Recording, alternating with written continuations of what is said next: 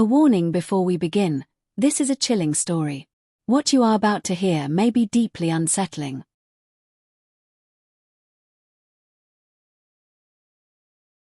It was a scorching summer day sometime in the late 70s. The sun hung like a lid over the neighborhood, and the children's feet burned against the hot ground. In the kitchen, the radio blared Dancing Queen, sometimes replaced by the Bee Gees or the Clash, depending on which station you could catch. On Saturday nights, people gathered at the community hall to watch Grease again. It was a time of soda in glass bottles, flared jeans, cassette tapes, and summer holidays that felt like they would never end. The farm was secluded, just a few minutes from the nearest neighbor, but much farther from town. A dense forest surrounded the property, and the land consisted of simple crops and paddocks where the family's horses grazed. The family consisted of a mother, a father, their 10-year-old son, and the farm's loyal collie. That day, as usual, the parents were outside working, but the boy stayed indoors. He was sick and resting on the couch. The dog lay beside him, silent and watchful. In the living room stood a compact television set, encased in a wood-paneled frame, its rounded screen occasionally flickering with eerie static. In the kitchen, the phone sat on the table, its long cord snaking across the floor. Alongside it was an old radio with only 3 channels and a walkie-talkie that the father always kept nearby while working outside. The boy turned the TV dial until the static cleared and Kermit the Frog appeared on the screen. The Muppet Show was starting. His mother peeked in and handed him a bowl of ice cream to enjoy while watching. The dog, catching the scent, curled up at his feet, hoping for a taste. Before heading back outside, his mother tested the walkie-talkie.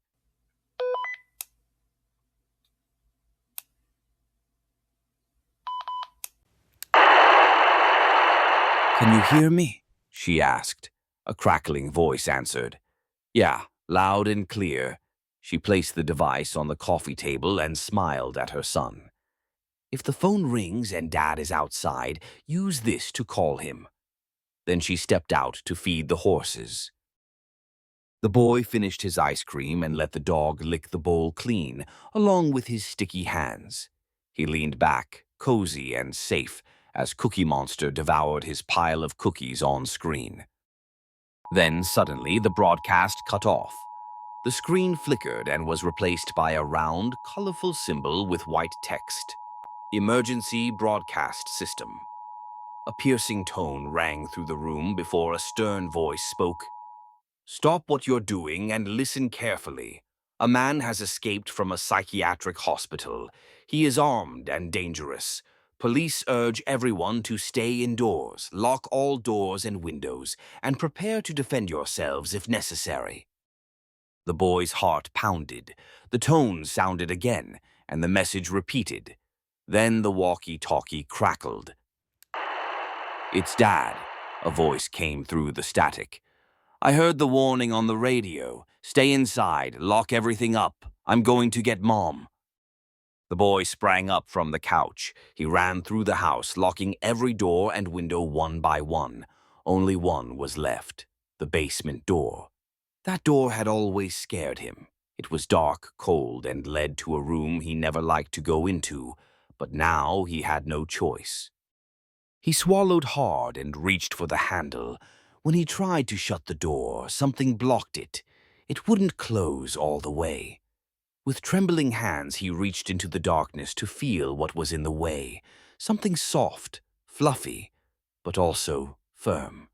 Then it moved. He gasped and yanked his hand back, slamming the door as much as he could before dashing back to the couch.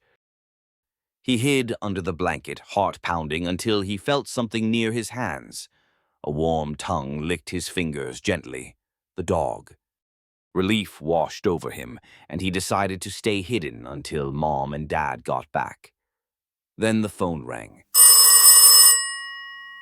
The shrill sound echoed through the house. He ripped off the blanket and ran to the kitchen. It was the neighbor. "Hey, I just wanted to check on you," he said. The boy caught his breath. "I'm home with the dog. We've locked everything up and I'm waiting for Mom and Dad." He glanced toward the living room.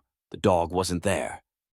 And suddenly he remembered what had happened at the basement door. The phone's long cord stretched across the floor as he cautiously stepped toward the hall. With one hand still holding the receiver, he reached for the basement door and pushed it open. And there lay the dog. But who was licking my hand? A deep, paralyzing fear gripped him. His eyes darted toward the living room. The back door was slightly open. At that moment, the front door burst open. Mom and Dad rushed inside and wrapped him in their arms. Later that night, the news reported that the escaped man had been captured. He was covered in blood. And in his pocket, the police found a dog collar.